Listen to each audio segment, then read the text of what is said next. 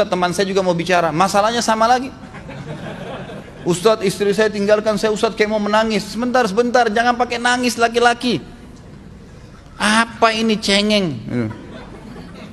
Ditinggal wanita nangis, subhanallah. Orang nangis itu ditinggal meninggal Rasulullah SAW, ketinggalan sholat subuh berjamaah, itu nangis. Nggak jadi jihad, nah itu nangis. Ditinggal perempuan nangis, la ilaha illallah.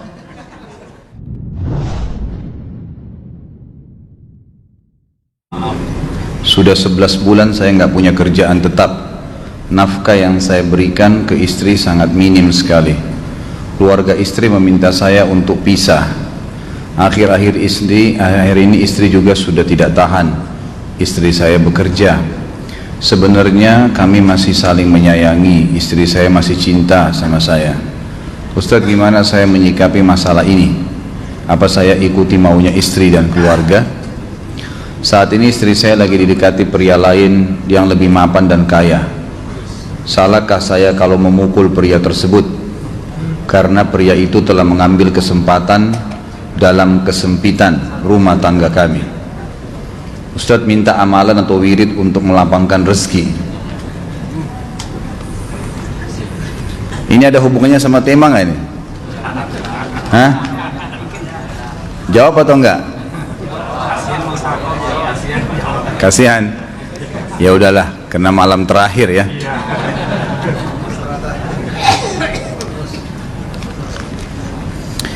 Yang pertama sekali, saya menyarankan Anda saran dari laki-laki ke laki-laki. Prinsiplah dan jangan merendahkan diri di hadapan wanita. Maksudnya begini, pada saat seorang wanita yang menjadi istri Anda membutuhkan Anda, tunjukkan kebutuhan kita 1000 kali daripada dia. Dia sayang, dia perhatikan, dia siap berkorban. Kita harus 1000 kali lebih hebat daripada itu. Laki-laki memang penaung.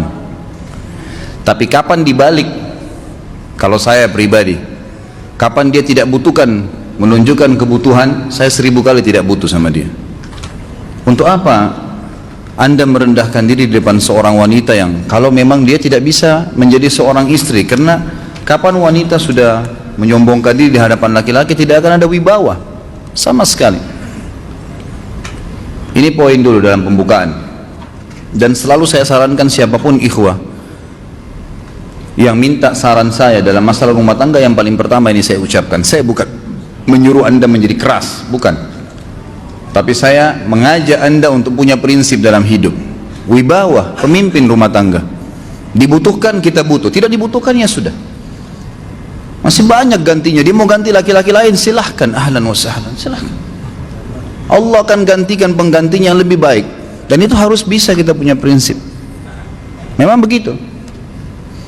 Kalau ini kita terapkan dalam kehidupan kita, kita akan sangat mudah hidup. Terkadang subhanallah ada pengorbanan berat. Berpisah dengan meninggal, berpisah karena masalah dosa yang dilakukan oleh pasangan kita, jelas haram. Kalau ada seorang istri hanya karena masalah suaminya kekurangan ekonomi mau berhubungan sama laki-laki lain, wanita apa ini? Cinta itu pengorbanan, kasih sayang, bukan hanya pada saat mampu kemudian disayang, pada saat tidak mampu kemudian ditinggal. Subhanallah. Hati-hati, hukum Allah subhanahu wa ta'ala berlaku. Akhwat yang jadi istri, ikhwah yang jadi suami, harus tahu pasangan kita itu punya Tuhan sebagaimana kita punya Tuhan yang sama. Dan Allah itu maha adil. Memang dalam kehidupan kita ada naik turunnya. Dan makna cinta adalah pengorbanan. Itu sebenarnya. Kalau hanya kita kantongnya lagi penuh kemudian disuka sama istri, pada saat lagi tipis, lagi masalah kemudian dia mau berhubungan sama laki-laki lain, naudzubillah min dzalik. Wanita apa ini? Kalau saya tidak naungin. Kalau saya nggak naungin. Kamu mau sama dia silahkan, ahlan sahlan, silahkan jalan. Kalau saya, istri saya sangat tahu prinsip saya.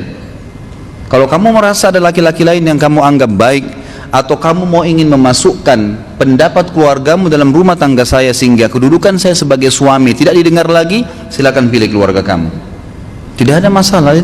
Jadi jangan jadikan sebagai beban. Oh, nanti kalau pisah saya hidupnya bagaimana? Saya melarat. Ini kenapa ini? Saya mati kalau nggak sama dia, ya mati bener nanti. Gila kalau nggak nikah sama dia, gila kalau siapa ini? Ini kenapa ini? Keluar dari bingkai hidup itu. Seorang muslim itu hidupnya mulia. Dia dihormatin, dia menghormatin. Dia dihina, tinggalkan. Allah SWT tidak menyuruh kita menghinakan diri, tidak boleh. Kalau wanita ini misalnya, istri ini yang dikatakan tadi masih mencintai suaminya, dia hanya sekedar minta kerja, ya, garis bawahi kalimat ini ya, dia hanya sekedar minta kerja untuk membantu nafkah rumah tangga, ahlan wa sahlan, jempol, nggak masalah, bagus itu, sampai suaminya mapan, itu baik. Tapi dalam kondisi masih status istri punya hubungan sama laki-laki lain, na'udzubillah min dzalik, mana ghirah, mana kecemburuan positif yang telah Allah pelihara dalam diri kita, nggak boleh. Pada saat seorang sahabat pulang ke rumahnya mendapatkan istrinya selingkuh dengan laki-laki lain, tidak disebutkan apakah berhubungan biologis atau tidak, tapi yang jelas sahabat ini sampai kaget, masuk ke rumahnya temukan ada laki-laki lain. Dia bingung mau lakukan apa. Dia pergi ke Nabi SAW lalu berkata, ya Rasulullah, saya pulang rumah istri saya lagi sama laki-laki lain. Maksudnya dia pandu saya harus buat apa nih? Apa yang terjadi? Subhanallah, Sa'ad radhiyallahu anhu, sahabat Nabi mulia, menghenuskan pedang mengatakan, ya Rasulullah, kalau terjadi pada rumah tangga saya akan penggal dua-duanya. Dua-duanya saya penggal nih.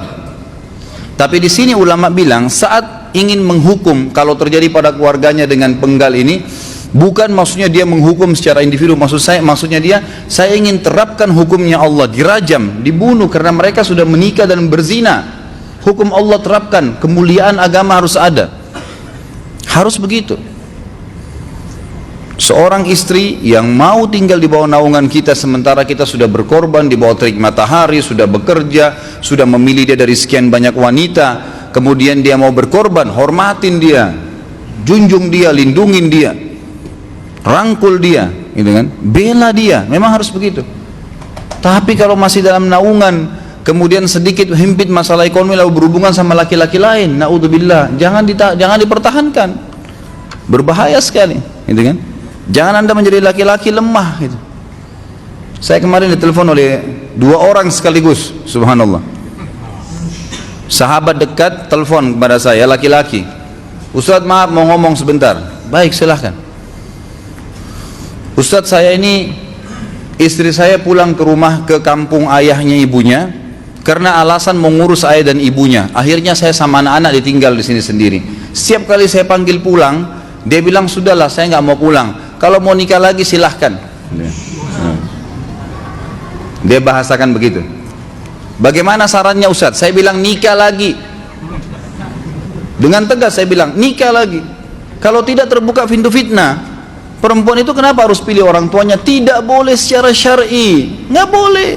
Sudah menerima akad nikahnya seorang laki-laki, laki-laki itu yang dinomorsatukan di atas ayahnya, nggak ada alasan. Kalau suami izinkan boleh urus orang tua, kalau nggak diizinkan tidak boleh, nggak boleh. Bagaimana dia tinggalkan suaminya sama anaknya? Kaget itu saya katakan begitu.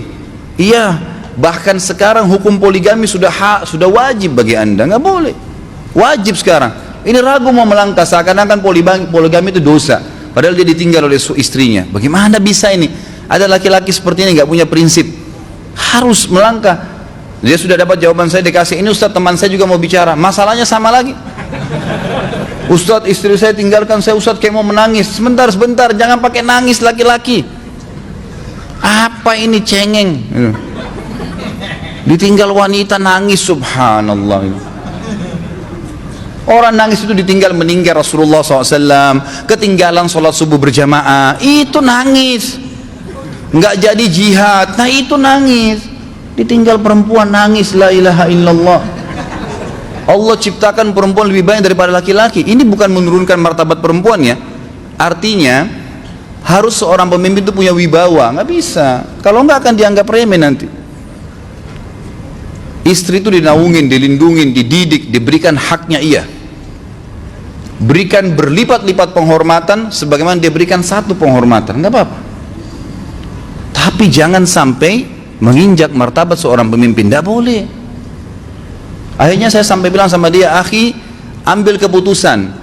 Kamu mau balik sama saya berumah tangga di sini, atau kamu pilih rumah orang tua kamu? Oh, saya pilih orang tua saya, baik, saya ceraikan kamu sekarang. Assalamualaikum, tutup telepon, selesai. Jangan lama-lama. Cengeng sekali, udah sujud sama Allah, saya masih berat cintanya Allah. Ia minta kepada Allah subhanahu wa ta'ala, minta gampang dihilangkan dari hati. Sebagaimana dia datang, dia bisa keluar, gampang itu. Subhanallah ya, jangan terlalu mencintai dunia berlebihan. Kalau saran saya, kalau istri anda ini tanya baik-baik, kalau kamu bekerja hanya karena mau bantu nafkah rumah tangga sekarang, ahlan wa sahlan, silahkan. Selama pekerjaan halal, antar dia ke tempat kerjanya, muliakan dia, jaga, jemput pada saat pulang, anda pembelahnya, begitu. Tapi kalau berhubungan sama laki-laki, ada subhanallah suami depannya dia, istrinya telepon laki-laki lain dan dia menerima itu. Mana ini? Dalam agama haram, wallah haram itu hukumnya, nggak boleh. Itu namanya dayuth dalam agama. Nabi SAW mengatakan Allah melaknat dayuth. Kata sahabat, siapa itu dayuth ya Rasulullah? Laki-laki yang tidak punya cemburu terhadap pelanggaran agama yang terjadi pada istrinya. Gimana caranya? Nggak boleh dalam agama Islam, gitu kan? Makanya biasakan hati kita terisi dengan cinta kepada Allah SWT dan bukan cinta kepada manusia. Mencintai istri karena Allah yang perintahkan, mencintai suami karena Allah yang perintahkan. Jadi semua karena Allah. Tidak ada kata-kata hilang, tidak ada rugi kalau kita meninggalkannya. Jadi ini hal mendasar yang saya tahu, Allahu alam. Jadi sampaikan seperti itu. Kalau wirid apa? Saran saya adalah memperbanyak istighfar kepada Allah SWT. Gunakan momen musibah itu sebagai kesempatan untuk mendekatkan diri dengan Allah Subhanahu wa taala. Begitu ya.